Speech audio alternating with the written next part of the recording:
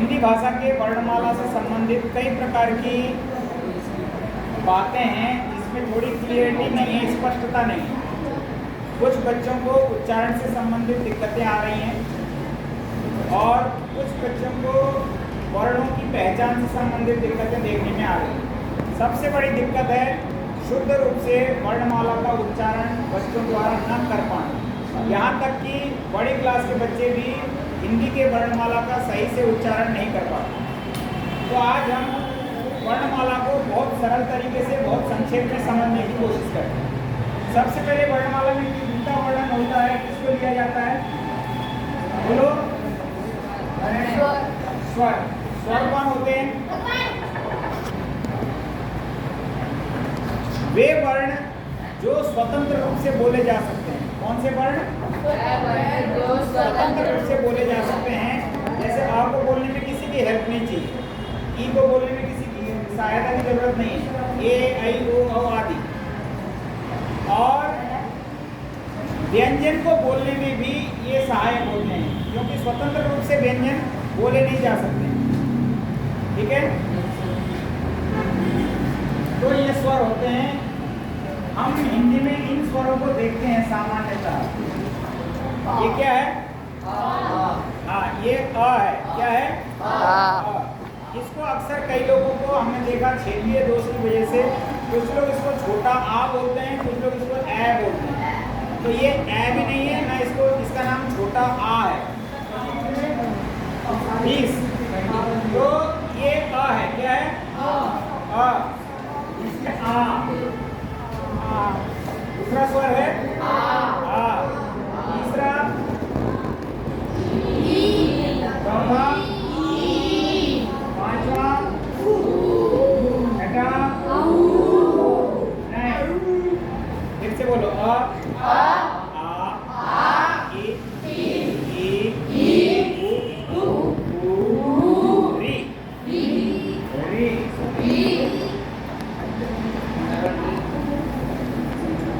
ए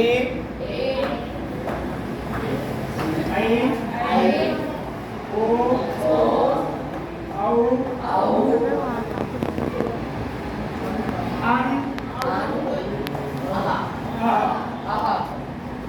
ये दोनों अयोगवाह कहलाते हैं, यानी कि ये इसमें अ का रोल विशेष नहीं है।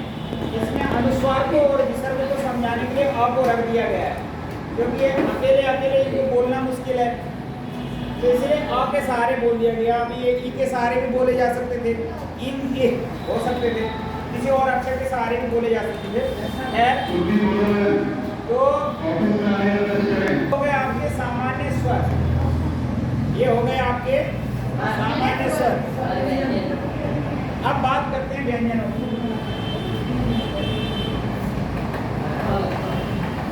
व्यंजन वो वर्ण होते हैं जो स्वतंत्र रूप से बोले नहीं जा सकते। उदाहरण के लिए कोई आपसे कहे कि इसको बोल के दिखाओ, तो ये आप इसको बोल नहीं सकते। जब तक इसमें आ नहीं डलेगा ये का नहीं होगा। ये यहाँ से इसका अलग का हट गया, इसका लंगड़ापन हट गया, इसका अधूरापन हट गया, इसका आधापन हट गया, तो ये पूरा क हो गया। का मतलब क में का भी है, या ई होगी तो की हो जाएगा, या बड़ी ई होगी तो की हो जाएगा, या कू हो जाएगा, या कू हो जाएगा। इस प्रकार से इसका उच्चारण पूरा हो सकता है, लेकिन अकेला बिना स्वर का बोला नहीं जा सकता है। इसलिए इन सब में आवश्यकता पड़ती है स्वरों की। अब एक तरफ से बोलते हैं, बोलो का खा ना। इस अक्षर में दिक्कत है सबको। क्या है ये पांचवा अक्षर? ना नहीं है बेटा, भी नहीं है। आप देखो, एक मिनट बेटा, ये ना है, ये तो नहीं है ना, वो ये ना है, वो ये तो नहीं है। आप लोग कुछ लोग इसको अंगा बोलते हो, अंगा। इतना बड़ा भी नहीं है वो, नहीं है। तो तो इन सब से वो हट करके है वो क ख ग घ न, जहाँ से बाकी के 4 वर्ण बोले जा रहे हैं उसी स्थान से बोलता है। साथ में थोड़े नाक की आवश्यकता उसको उच्चारण करने में पड़ती है, नाक की थोड़ी सी साउंड आती है उसमें, ठीक है ना। आगे चलते हैं। च छ ज झ ञ, बोलो च छ ज झ ञ, ठीक है। वहीं से बोल रहा है, केवल नाक की सहायता एक्स्ट्रा लग रही है। अगला है अक्षर ट, ढ, ठ, ध, ढ, ढ, ढ, ढ, ण, न, ट, ठ, ड, ढ, ण, क, ख, ग, ना।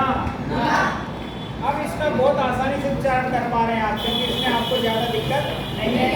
ये प्रयोग में ज़्यादा आता है। ये कभी भी दोनों अक्षर, ये और ये दोनों ड नहीं है। ये ड है डमरू वाला, ये न है गंगा वाला, अंकित वाला। जो गंगा के ग के बाद और गा से पहले बोलता है वो न, और जो अंकित में अ के बाद और की से पहले बोलता है वो न, ठीक है।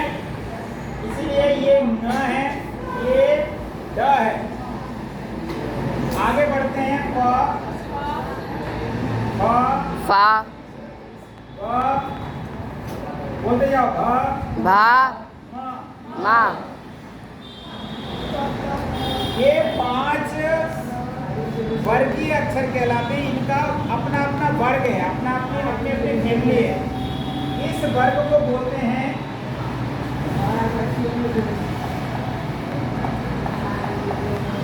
इस वर्ग को बोलते हैं कवर्ग। इसको चवर्ग, जो भी पहला अक्षर है उससे इसका वर्ग बढ़ जाता है। इसको बोलते हैं टवर्ग, इसको बोलते हैं तवर्ग, और इसको बोलते हैं पवर्ग। थोड़ा रोकना। अब इसके बाद आती है बारी या, रा, रा, ला, वा, नहीं,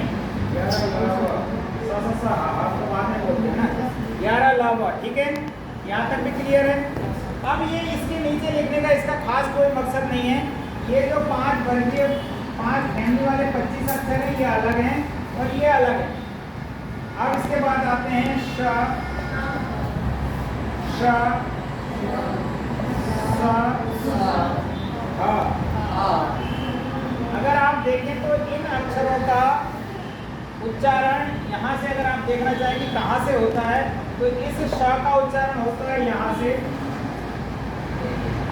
यानी कि जहाँ से च का उच्चारण होता है छ, झ, झ, य, श, यानी कि जहाँ पर जीभ टकराती है च बोलते समय, लगभग वहीं जीभ टकरा करके श बोलता है। इसको बोलते हैं तालव्य श, क्योंकि इस पूरे परिवार का नाम, ये पूरे परिवार का उच्चारण तालु से होता है। तालु कौन सी जगह है? मुंह में। इसके साथ साथ एक चीज और ध्यान देने वाली बात है कि ये जो 5 अक्षर हैं, ये पांचों अक्षर इस लाइन के वर्ण उच्चारण स्थान के साथ साथ थोड़े नाक की सहायता से बोलते हैं। ये कंठ, तालु, मूर्धा, दंत और ओष्ठ के साथ साथ नासिक के भी हैं, नाक वाले भी हैं ये वर्ड। अब आते हैं संयुक्त अक्षर। संयुक्त अक्षर की कोई सीमा नहीं है, क्षत्रज्ञ प्रसिद्ध हैं, ज़्यादा प्रयोग में आते हैं। बाकी आप श्र, द्र, प्र जितने मर्जी संयुक्त अक्षर बना लें।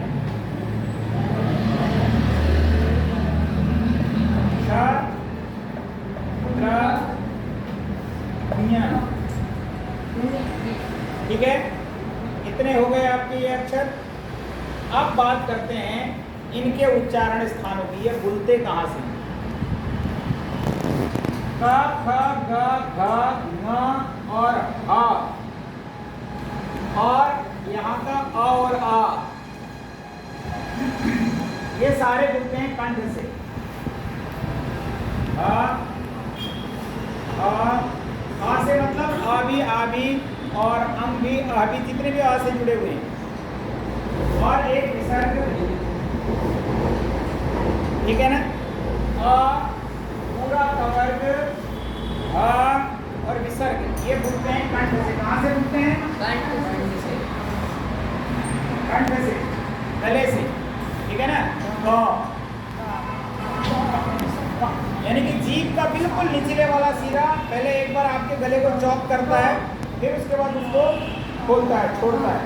तो जीभ पहली बार जहाँ टकराती है वही उच्चारण स्थान होता है। अच्छा, आप एक बात बताओ, जो बिहार का रहने वाला व्यक्ति है उसको क्या बोलते हैं? बिहारी। बंगाल के रहने वाले को बंगाली। ऐसे ही जो अक्षर कंठ से बोले जाते हैं उन अक्षरों को बोलते हैं कंठ्य। क्या बोलते हैं? कंठ्य। यानी कि कंठ का मतलब हुआ कंठ वाले, गले वाले। ये सारे अक्षर जो हैं गले वाले। क्लियर है इतनी बात? ठीक।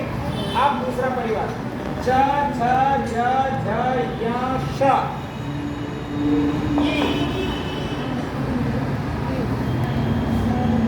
य,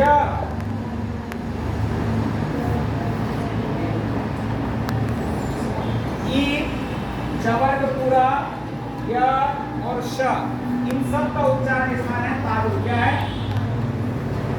जैसा कि मैंने आपको बताया कि तालु कौन सा अंग है? जहां आप च बोलते समय जीभ आपकी टकराती है, यानी कि दांत से ठीक ऊपर वाला प्लेटफॉर्म, मुंह में वो हिस्सा जहां दांत है, ऊपर वाले दांत हैं, और उससे थोड़ा सा ऊपर वाला हिस्सा, बिल्कुल ऊपर वाला नहीं, थोड़ा सा ऊपर वाला हिस्सा, उसको बोलते हैं तालु। यानी कि जब आप बोलते हैं च, तो जीभ जाकर ऐसे जहां जिस अंग से चिपकती है वो है तालु। अब आते हैं ठ ठ ढ ढ ण, इसके साथ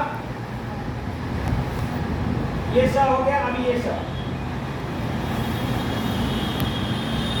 ये वाला श, ये भी, ठीक है, ये र,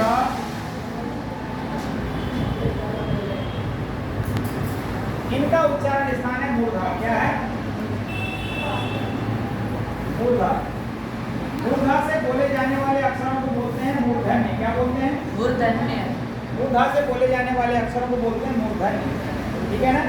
अब ये मूर्धा कौन सी जगह है? इसका भी कोई आसान तरीका है। पहले एक बार बोलो ट, जीभ जहाँ जाके टकराई उसी स्थान को बोलते हैं मूर्धा। मुड़ी जीभ और ऐसे जाकर के ऊपर तालू में जाके चिपकी, तालू से ऊपर वाले हिस्से में जाके चिपकी, उसको बोलते हैं मूर्धा, ठीक है। मूर्धा मतलब ऊपर वाला हिस्सा, मुंह के पूरे प्लेटफॉर्म में सबसे ऊपर वाली चीज को मूर्धा बोलते हैं। आपने देखा होगा जो बहुत विद्वान होता है उसको बोलते हैं मूर्धन्य विद्वान। मूर्धन्य मतलब विद्वत्ता में, पढ़े लिखे लोगों में सबसे ऊपर बैठने वाला आदमी, सबसे ऊंचे स्तर का आदमी मूर्धन्य, ठीक है ना। तो ये अक्षर उनके अंदरूनी भाग में सबसे ऊपर जाकर के जीभ के टकराने से बोले जाते हैं, इसीलिए इनको मूर्धन्य कहा जाता है। इनके उच्चारण स्थान का नाम है मूर्धा। अब आते हैं तवर्ग, त थ ग ध न, ठीक है। इसके बाद स, ये वाला स भी चला गया। देखो सीक्वेंस में चवर्ग, नवर्ग, नवर्ग, बिल्कुल सीक्वेंस में, ठीक है। और अगर मैं इसको संस्कृत के हिसाब से लिखता तो ये और व्यवस्थित हो जाता। हाँ, यहाँ आ गया होगा, वहाँ य व र ल ह, ये व यहाँ र यहाँ आ जाता है। खैर, संस्कृत का वर्णमाला हम नहीं पढ़ रहे हैं, संस्कृत की वर्णमाला नहीं पढ़ रहे हैं, तो यहाँ की बात करते हैं। तो पूरा तवर्ग, अगर यहाँ पर संस्कृत का स्वर री होता तो वो भी, और स और ल,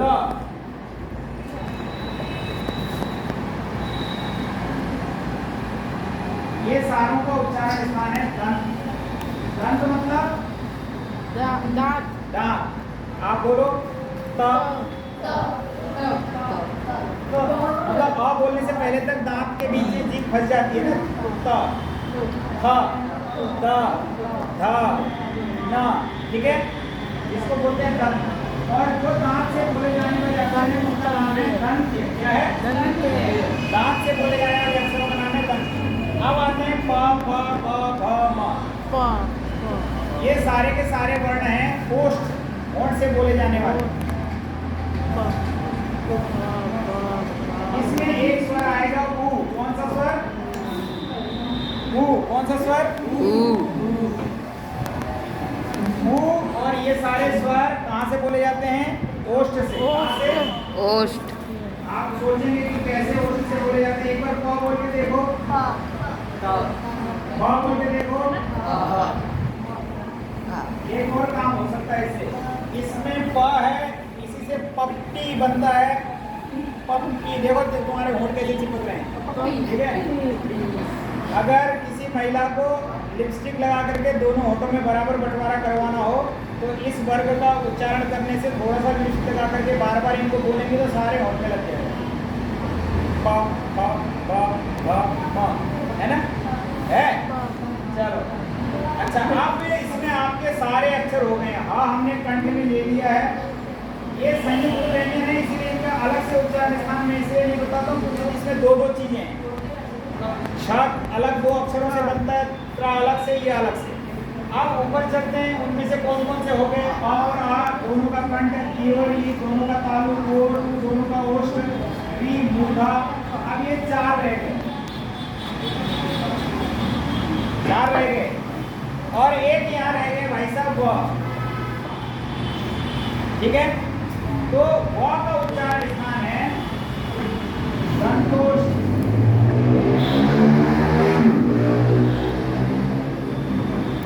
और इसको बोलते हैं संतोष।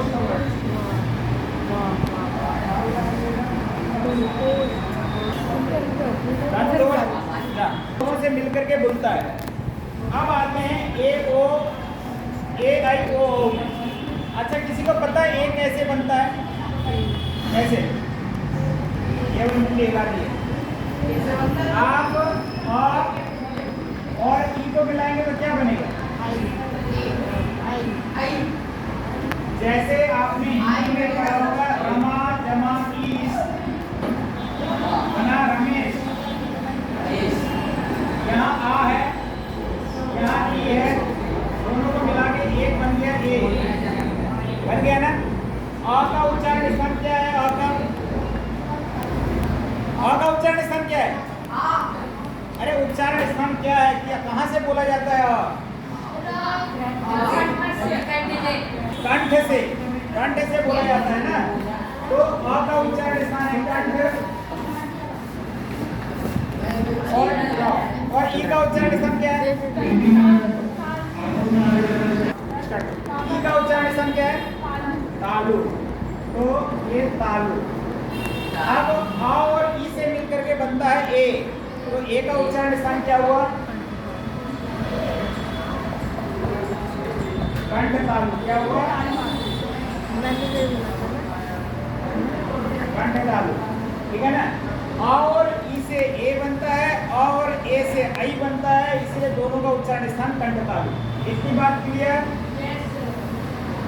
आ जाओ ओ और औ के उच्चारण के बारे में या उसके निर्माण के बारे में बात करते हैं। आ और ओ